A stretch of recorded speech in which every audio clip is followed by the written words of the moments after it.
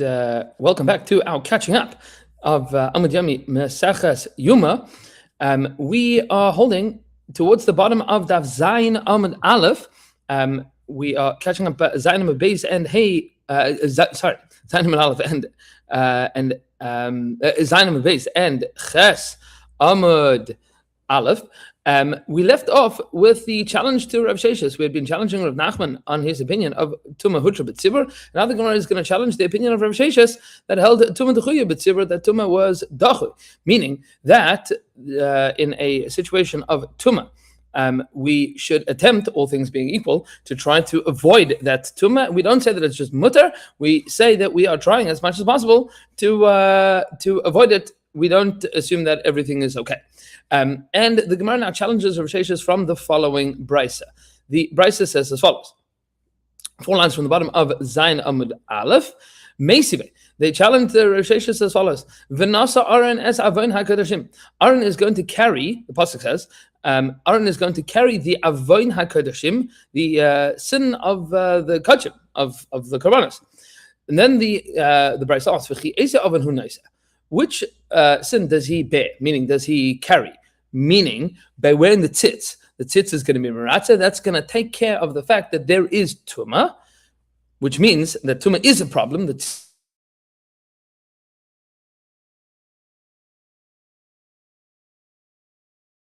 That he was going to eat it michutz l'zman and michutz l'mkam.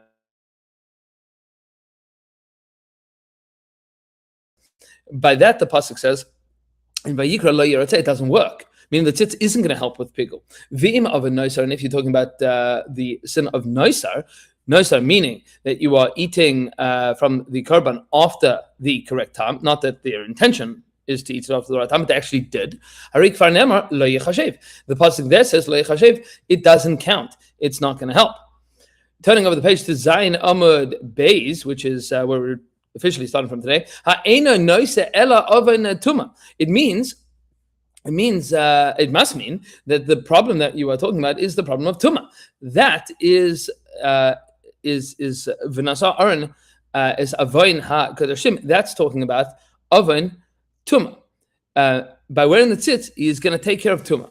Shehutra michlala b'tzibur, which is mutter in the situation of a tzibur. V'kashel Rav Sheshes, and this is now going to be difficult for Rav Sheshes. Why is this going to be difficult for Rav Sheshes? So Rashi here points out, ha ena noise. So ha losh me'ata hu me'ata I ata moise she'yeh noise ela oven korban tuma u'ma'ishna d'shadinan le'lekula ha'olu matzinu ba'kal acher she'hutra le'tzibur michlal isur she'be'yachid hilkach it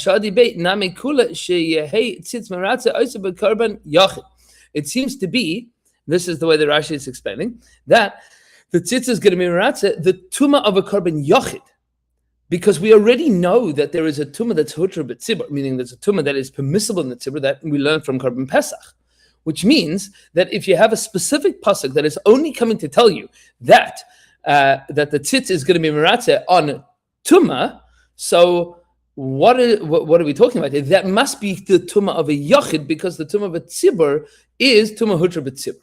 That's the limit that the Gemara says. This now becomes difficult for Rav Sheshes because you have an explicit pasuk that seems to expand the category of tumah b'tzibur, and that would mean tumah hutra b'tzibur. That is how the Gemara is learning.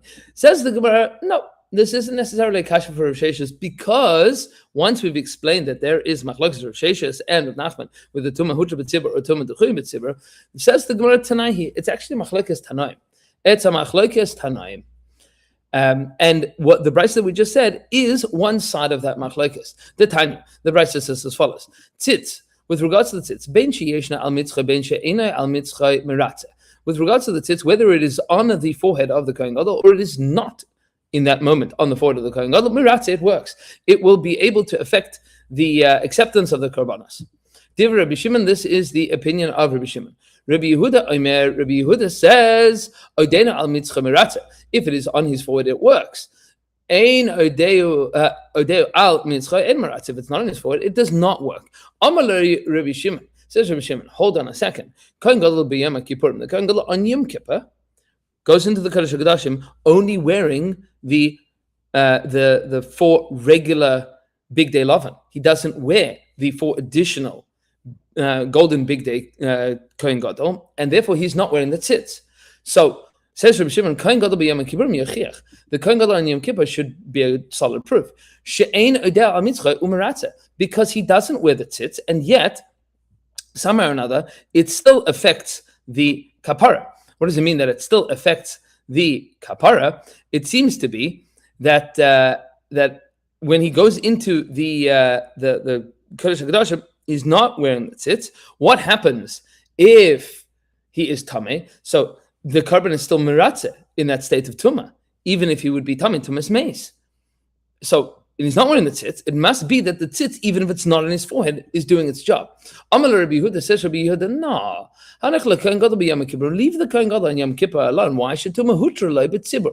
Because the tumah there is mutar b'tzibur. Meaning, Rabbi Yehuda is of the opinion clearly that tumah hutra b'tzibur. Michlal, this implies that Rabbi Shimon saw tumah dechuya b'tzibur. It seems to be that Rabbi Shimon's premise of his argument, of his question against Rabbi Yehuda, is that tumah dechuya b'tzibur, and therefore he is challenging Rabbi Yehuda, and is challenging Rabbi Yehuda, and Rabbi Yehuda is saying, no, tumah hutra b'tzibur, which means that I can hold that the tzitz is only going to work if it's on his forehead in general, unless it's talking about a carbon of a tzibur, in which case you don't need the tzitz at all. Amar Abaye says, Abaye, let's define this machlokes a little more narrowly. B'nishmar tzitz, if the tzitz was broken, everybody agrees that it's not going to work. If you don't have a tzitz, there's no tzitz in existence. It was broken. Something happened to it. It's not going to work. Ki pligi, what is the machlokes? The tali besichta, where it is hanging on a peg, meaning he's not wearing it at that moment. Rabbi Yehuda says al metzach, that the pasuk tells us it has to be al metzach v'nasa. It has to be on his forehead, and he's going to bear the sins, meaning that's going to be able to bear the fact that there is tumah.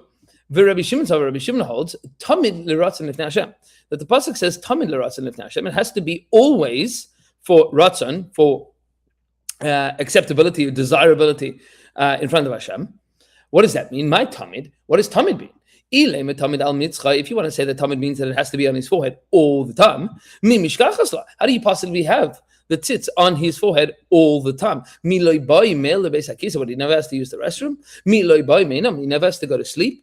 No, tamid doesn't mean that he has to wear it, tamid. It means that it is tamid going to work. It's always going to work. It's going to be meratzeh lifnei Hashem.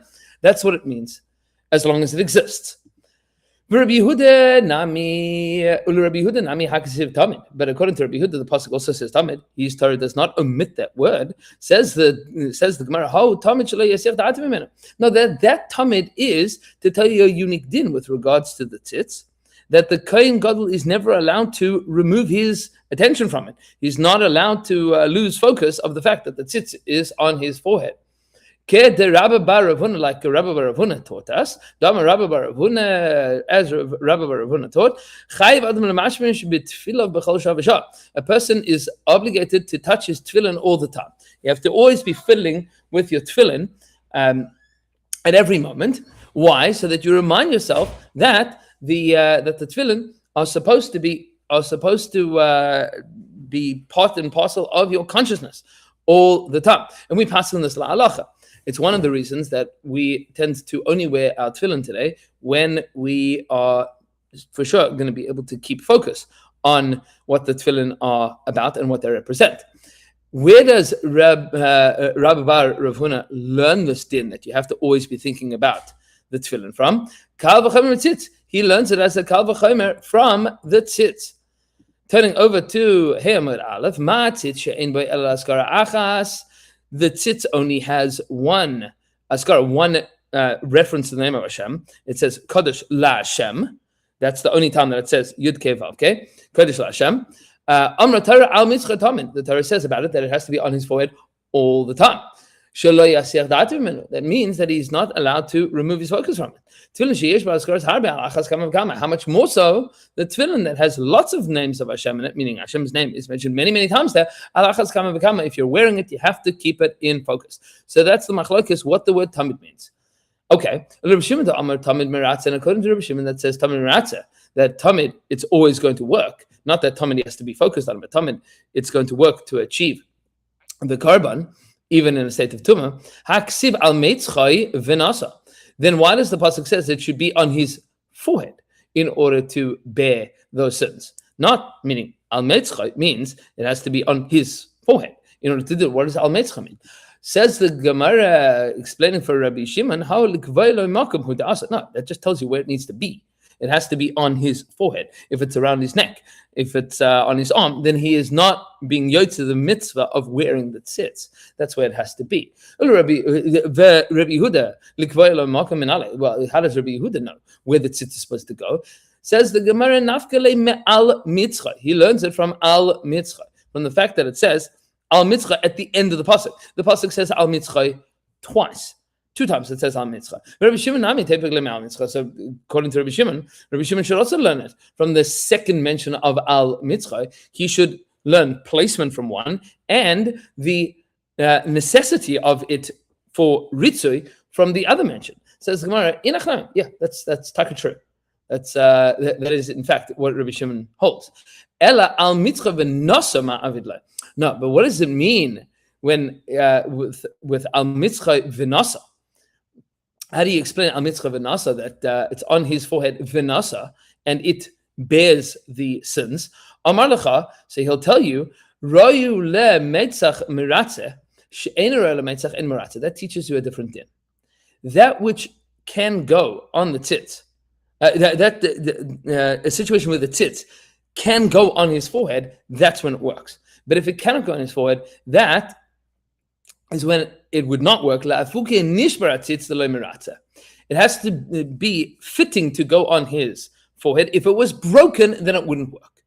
And that's the al mitzvah v'nasa. That's what it teaches you. One teaches you placement, and one teaches you not that it needs to be there in order to achieve kapara, but or ritzah of the karban, but one teaches you the placement, and the other one teaches you that it needs to be able to be put on his forehead in order to be able to do its job. How does Rabbi Yehuda know the din of nishbar tzitz? He learns it from the fact that the Torah could have said, the Torah could have said not mitzchah but meitzach. Pasuk could have said, let's see the pasuk inside here. V'haya al meitzach aron v'nasa aron es avena kadashim asher yakdishu b'nei Yisrael l'chol matnas kodshim v'haya al mitzchay tamid l'ratzon lifnei Hashem. It could have said v'haya al meitzach tamid. What is mitzchay tamid? So he learns mitzchay on his forehead. He learns it from the fact that it says on his forehead, not on a forehead. Rabbi Shimon doesn't think that's a good drasha.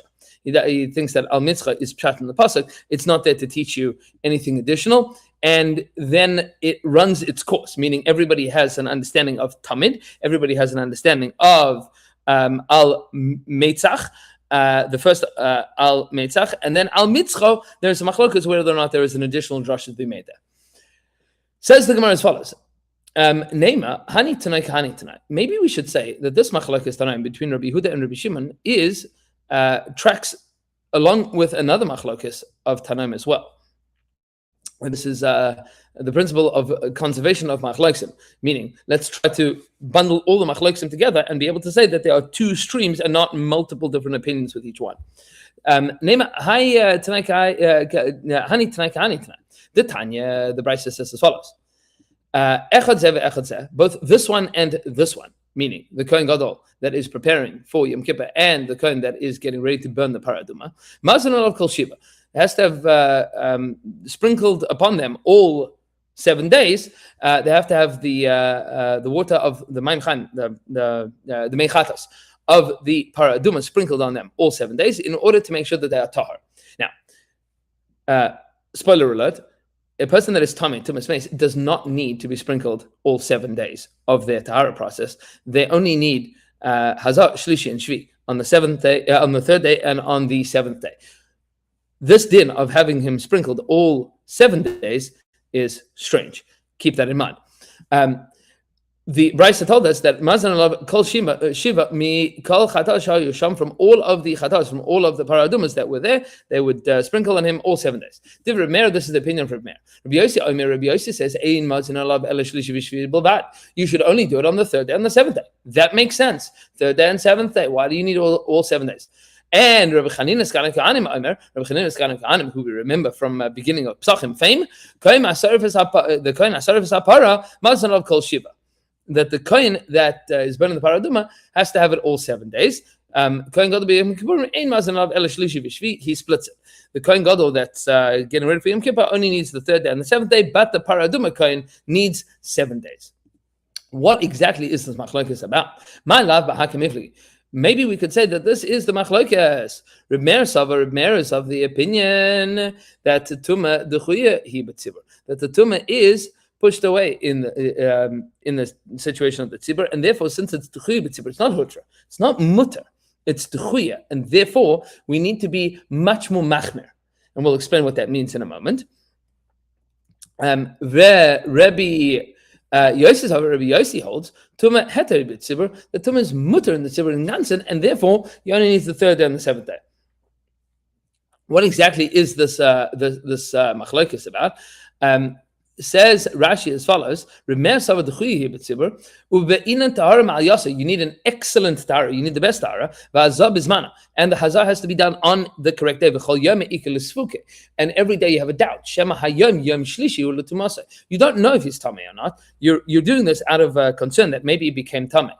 So what day should you make him tahar? So you should assume that every day is the 3rd, meaning the first 3 days are all possibly day 1, day 2, and day 3. And then the rest of the days, maybe that one is day 7 of the previous week or day 4 of the next week. And every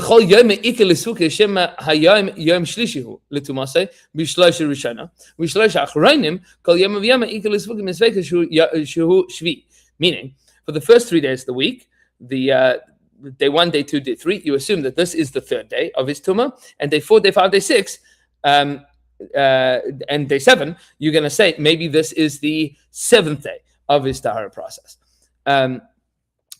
That's according to Reb Meir, and according to Rabbi Yossi, no. Rabbi Yossi saw tumah heteri b'tzibur, but the tumah is mutter.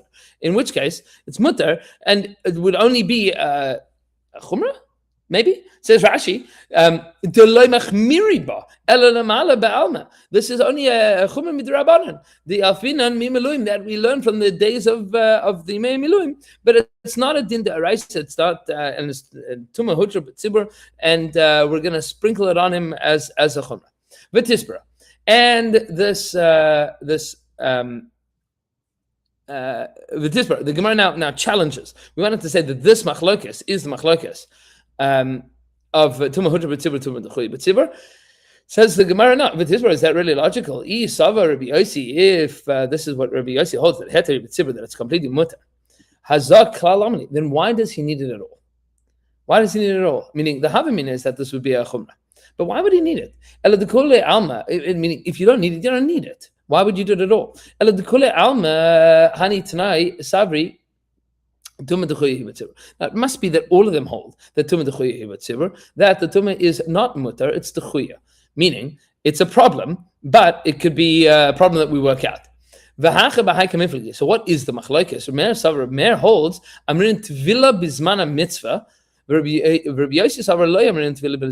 This is a major machlokes that shows up in many places in Shas, whether or not we say Tvila Bizmana Mitzvah. If a person is tamei and they have the opportunity to become tahar, do we say that becoming tahar at that point in time is a mitzvah, or is it just a matter?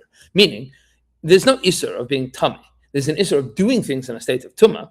But is becoming tahar on the day that you are able to become tahar, is that a mitzvah? Says the Gemara. Reb Meir seems to be of the opinion. Maybe this is the machlokes. Reb Meir holds that tevila bizman a mitzvah, and Rabbi Yossi says that tevila is not you don't need to become tahar, meaning you don't need a tovel. in its on the first opportunity to become tahor. Now, what does this have to do with Hazah, Shlishi, and Shvi, or the whole week? Says the Gemara, "V'savar Rabbi Yossi lo yamrin tefillah b'zman mitzvah." Do we really hold that Rabbi Yossi? Do we really think that Rabbi Yossi holds that tefillah is not b'zman mitzvah? What's the comparison? Yeah, if we hold that tefillah b'zman mitzvah, so what we're really saying is tahar b'zman mitzvah, that becoming tahar at the right time, at the first available opportunity, that's the mitzvah. Do we really hold?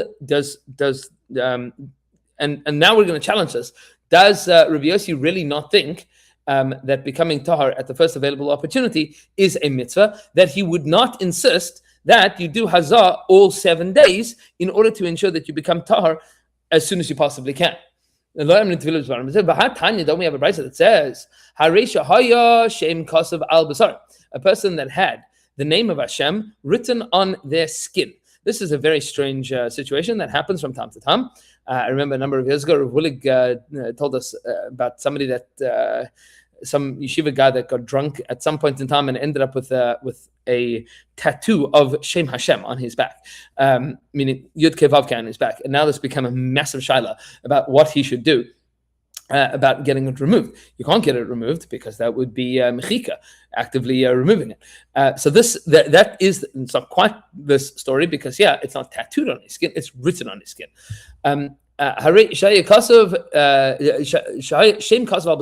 Person has the name of Hashem written on his skin. He's not allowed to wash and he's not allowed to anoint himself in that space, because if he's going to rub oil there, he's going to rub out the name of Hashem. And he also cannot stand in a dirty place because he's carrying the name of Hashem, meaning he can't go into the bathroom. This is a problem. What happens if he has a tevilah shel mitzvah? Is a tevilah shel mitzvah. So he has to tovel. He can't cover up when he's toveling because he needs to be fully immersed in the water. So what does he do?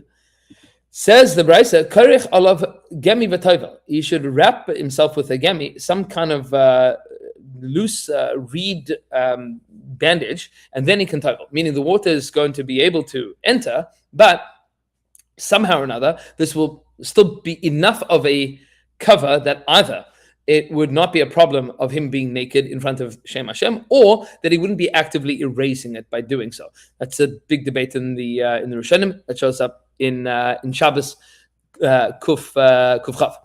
Says the Gemara, Rabbi Yossi says in such a case, Yorid v'tovel kedarka. He goes and he tovels no matter what. You let him go and tovel. Why? So long as he doesn't rub off the name of Hashem, meaning he's not allowed to rub it off. And we hold from here the tevilah bismana mitzvah ka miflagi, that the machlokes that we are dealing with here is whether or not tevilah bismana is a mitzvah. The Tana Kama holds lo yamrin tevilah bismana mitzvah. The Tana Kama doesn't think that tevilah in its right time is a mitzvah, and therefore he thinks that you shouldn't go and tovel. You should wait until the name of Hashem rubs off by itself, it sweats off, rather than go to the mikveh. Rabbi Yossi is savar amrina tevilah bismana mitzvah, and Rabbi Yossi does hold the tevilah bismana mitzvah. So it cannot be that Rabbi Yossi doesn't hold the tevilah bismana mitzvah. Ela de kule alma lahani tonight amrina tevilah bismana mitzvah. You have to conclude that everybody thinks tevilah bismana mitzvah. So what's the machlokes between these tanaim? Meir holds makshin hazah tevilah, that there is a solid comparison to be made between hazah, sprinkling of the mei chatas, the paraduma water, to be metaher tamim meis, and tevilah going into the mikveh. Rabbi Yossi says no, tevilah bisman mitzvah. Toveling in the Torah time is a mitzvah. Rabbi Yossi savar loy makshin hazah tevilah, but we don't compare hazah to tevilah. Who says that we compare hazah to tevilah? And then we had the final opinion of the Brisa. Reb Chanina's Kana Kahanim. What does he hold? Reb Chanina's Kana Kahanim. What does he hold? I makish hazah tevilah. So now we have a problem. If he holds that hazah is compared to tevilah, I feel it can be Yom Kippurim nami. So then the Kohen Gadol preparing for Yom Kippur should also have hazah every day.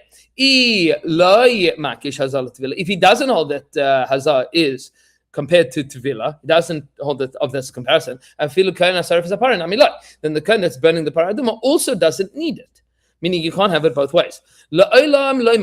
So we conclude that he holds that there is no connection between these two things. He holds like the opinion of Rabbi Yossi. But the kohen that is burning the paraduma, that is a malab alma, is a chumer midrabanan, that he should have the hazah all 7 days. And the Gemara then is going to delve into further the question of the kohen asarif apara with regards to the connection between the kohen asarif apara and the kohen gadol and Yom Kippur. And Be'ez Hashem Yisbarach, we will continue tomorrow with the bottom of Ches, finishing up the bottom of Ches Amud Aleph, last 2 lines, and then going weiter as we finish up our catch up for the week.